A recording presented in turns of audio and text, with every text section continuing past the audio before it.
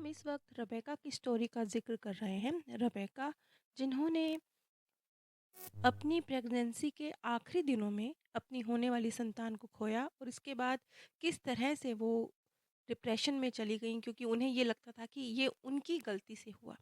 और जब उन्होंने सोल वर्ल्ड में इस जन्म से पहले जो सोल प्लान उन्होंने अपने लिए तैयार किया था और क्यों तैयार किया था, इसे समझा, तब वो ये जान पाई कि ये घटना उनके जीवन में क्यों आई और आई तो उन्हें क्या देख कर गई। क्योंकि थोड़ा ध्यान से आप अपने जीवन की घटनाओं को देखिए जो आपको बहुत मुश्किल लग रही हैं, जिनको आज आप देख कर कह रहे हैं कि नहीं, ये मेरी लाइफ में क्यों है, मैं इसे हैंडल नहीं कर सकता।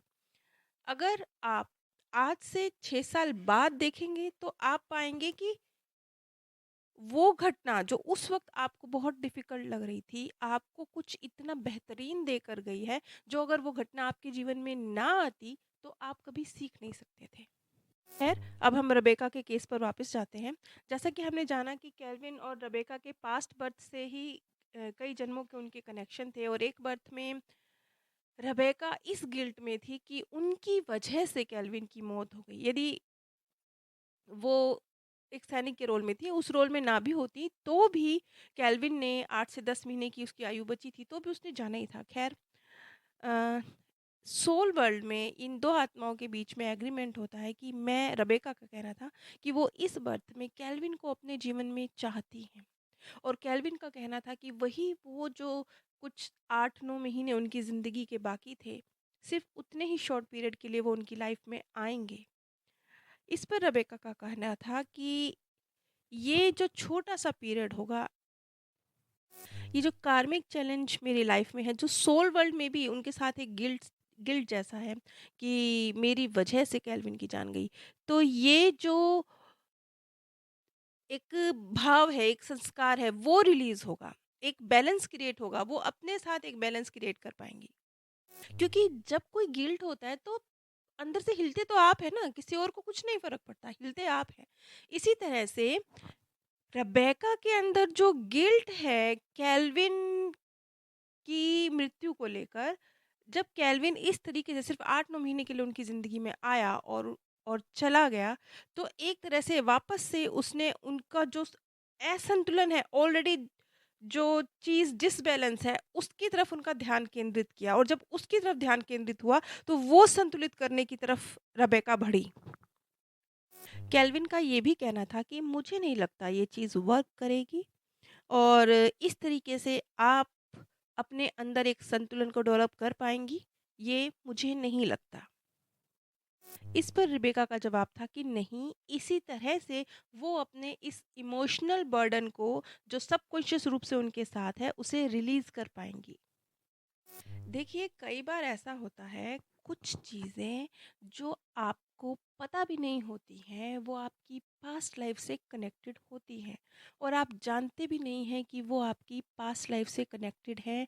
कुछ मतलब पीछे चल रहा है, पर्दे के पीछे कुछ चल रहा है और आप रीज़न उसका पर्दे के आगे ढूँढ रहे हैं। कुछ इसी तरह से रेबेका के अंदर जो एक असंतुलन पैदा हुआ था, एक गिल्ट का भाव पैदा हुआ था, वो उसके साथ थे, सोल वर्ल्ड में भी उसके साथ थी। और ये जो उसका डिसीज़न था, इस डिसीज़न की वजह से वो अंदर से हिली। फिर जिस तरीके से उसे केल्विन के एक्सपीरियंस हुए, जिस तरीके से उसने एक बार फिर से अपनी जर्नी को समझा और वो जो इमोशनल दर्द था, एक बार बाहर निकला, सारा का सारा रिलीज़ हो गया और वो जो सबकॉन्शियस माइंड में गिल्ट बैठा हुआ था, वो उससे भी फ्री हुई। वैसे ये बात सोच कर और महसूस कर कर अच्छा नहीं लगता कि ये जो पृथ्वी नाम का स्कूल है, यहाँ पर कुछ डिफ़िकल्ट सिचुएशंस आती हैं, तभी जो मनुष्य नाम की जो जाति है, वो सबसे ज़्यादा सीख पाती है। अगर सब कुछ स्मूथ चलता रहे, सब कुछ बहुत बढ़िया चलता रहे, तो आत्मिक रूप से एक मनुष्य ग्रो भी नहीं करता है। ऐसा है और ऐसा ना होता तो बेहतर होता। लेकिन एक प्लस पॉइंट भी है, वो ये कि मुश्किलों से गुज़रने के बाद जब आप कुछ सीखते हैं, तो वो परमानेंट होता है। वो एक्सपीरियंस से सीखी हुई चीज़ है ना, वो कहीं नहीं जाती है। पढ़ी, सुनी, देखी, भूल जाएँगी, किसी और का अनुभव भूल जाएगा। लेकिन जब जीवन में कोई दर्द आया, कोई तकलीफ़ आई, कोई घटना घटी, कुछ डिफ़िकल्टी आई, उस घटना को पार करके आपने अगर कुछ सीखा है ना, तो वो सोल में परमानेंट हो जाएगा। वो अब हमेशा के लिए आपके साथ है, वो सीख जो उससे आप सीखे हैं, और वो एक जन्म नहीं, कई जन्म काम आएगी। अब जैसे कि फॉर एग्ज़ाम्पल रेबेका है, रेबेका ने अपने अंदर से उस गिल्ट को रिलीज़ किया, आत्मिक ज्ञान को समझा, एक संतुलन स्थापित किया, अपने अंदर जो डिसबैलेंस था उसे हील करा। तो ये जो चीज़ उसने सीखी है, ये उसकी लाइफ़ में पूरी ज़िंदगी काम आएगी, और कई कई हर जन्म काम आएगी, कई जन्म नहीं कहना चाहिए, हमेशा काम आएगी। और अगर ये घटना ना घटती, जबकि ये घटना को चूज़ खुद रेबेका ने किया है, केल्विन जो कि संतान रूप में उनके घर आने वाला था, उसका तो कहना था कि क्या ये सही तरीका है सीखने का? मुझे नहीं लगता ये वर्क करेगा, उसने मना किया था। इस सोल डील के लिए केल्विन की तरफ से इनकार था, क्योंकि केल्विन तो उनके जो पूरी जब सोल प्लान चल रहा था, तो वो आत्मा उनके जीवन का हिस्सा भी नहीं थी। उस आत्मा का कोई रोल नहीं था।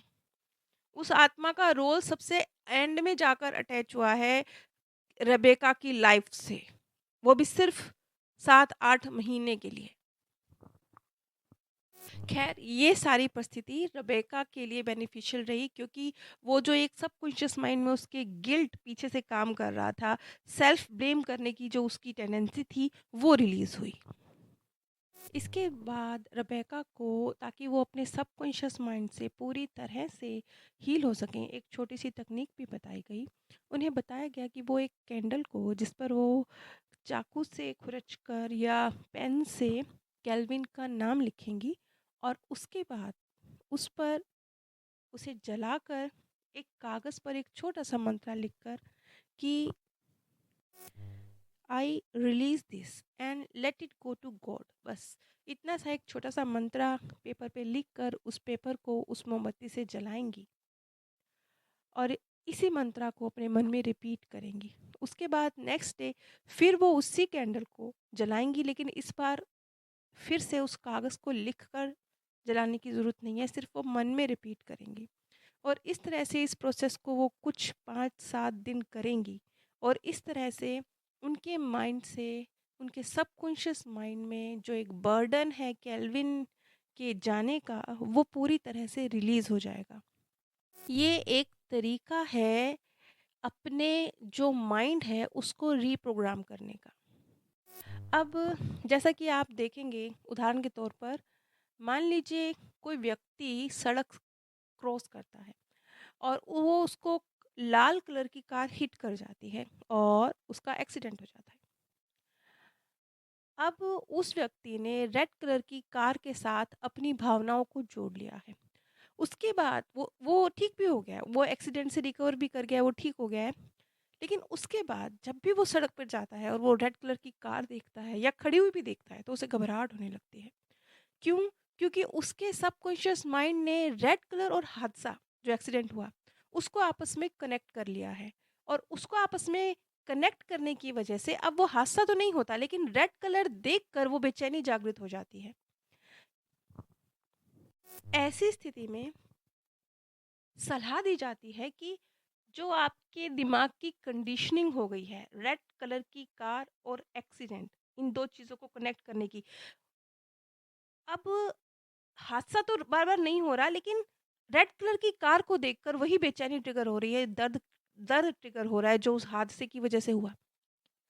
अब अगर उसी रेड कलर के साथ वो व्यक्ति कोई और भाव अटैच कर दे, हादसे को छोड़कर कोई और भाव, जैसे उसने अपने घर में रेड कलर का पेंट कराया, उसका घर निहायत खूबसूरत लग रहा है, या उसकी दुल्हन शादी करके घर आई है, उसने रेड कलर का जोड़ा पहना है, वो निहायत खूबसूरत लग रही है, या एक रेड कलर की शर्ट है जिसे पहनकर जब वो इंटरव्यू देने गया तो वो नौकरी में सिलेक्ट हो गया। मतलब अब माइंड ने जो गलत प्रोग्रामिंग कर ली है उसको हम चेंज करेंगे, और उस प्रोग्रामिंग को किसी पॉजिटिव चीज़ के साथ कनेक्ट करेंगे। इसी तरह से जब रेबेका को ये थ्योरी बताई गई कि आप इस तरीके से मोमबत्ती को जलाकर, एक मंत्रा को लिख कर, एक भाव को क्रिएट कर कर 5 से 7 दिन तक इस प्रक्रिया को रिपीट करें, तो एक तरह से रेबेका के ना सिर्फ़ वो जो गिल्ट का भाव था, वो जो सेल्फ ब्लेम का भाव था, वो तो रिलीज़ हुआ ही हुआ।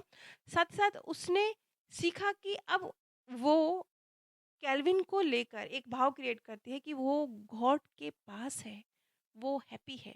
मैंने उसे गॉड के पास छोड़ दिया है। अब जब उसे केल्विन की याद आती है, तो ये जो प्रक्रिया उसने करी है, क्योंकि अब उसका दर्द एक पॉज़िटिव भाव के साथ कनेक्ट हो गया है कि उसका बच्चा गॉड की गोद में है, तो अब वो भाव उसे दर्द नहीं देता।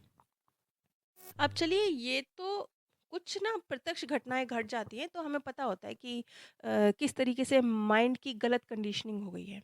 ये तो हमें दिख जाता है, जब चीज़ इसी बर्थ से कनेक्टेड होती है। लेकिन कई बार कुछ चीज़ें पास्ट बर्थ से कनेक्टेड होती हैं और हमें पता भी नहीं होता। जैसे कि अभी मेरे पास एक लेडी आई थी, जिनका ये कहना था कि रोज़ दोपहर को 3 बजे उन्हें बहुत तेज़ अजीब-सी क्यों होती है, पता नहीं, बेचैनी होती है। तो जब ऐसा कुछ होता है कि हो तो रहा है लेकिन पता नहीं क्यों हो रहा है, कि बेचैनी हो रही है, रीज़न ही नहीं पता, या कोई गलत आप भाव क्रिएट कर रहे हैं, आपको रीज़न ही नहीं पता, किसी व्यक्ति को आप नापसंद कर रहे हैं, आपको रीज़न ही नहीं पता। तो ये एक तरह से आपके साथ ही संभव है कि अगर आपको अभी याद ही नहीं आ रहा, इस बर्थ में कुछ याद ही नहीं आ रहा, तो हो सकता है कि पास्ट बर्थ में उस व्यक्ति के साथ, उस घटना के साथ, उस वस्तु के साथ कुछ नेगेटिव घटना जुड़ी हुई हो, जो आपको अब घटना तो याद नहीं है, लेकिन वो फीलिंग्स ट्रिगर होती हैं जब आपको वो चीज़ दिखाई देती है।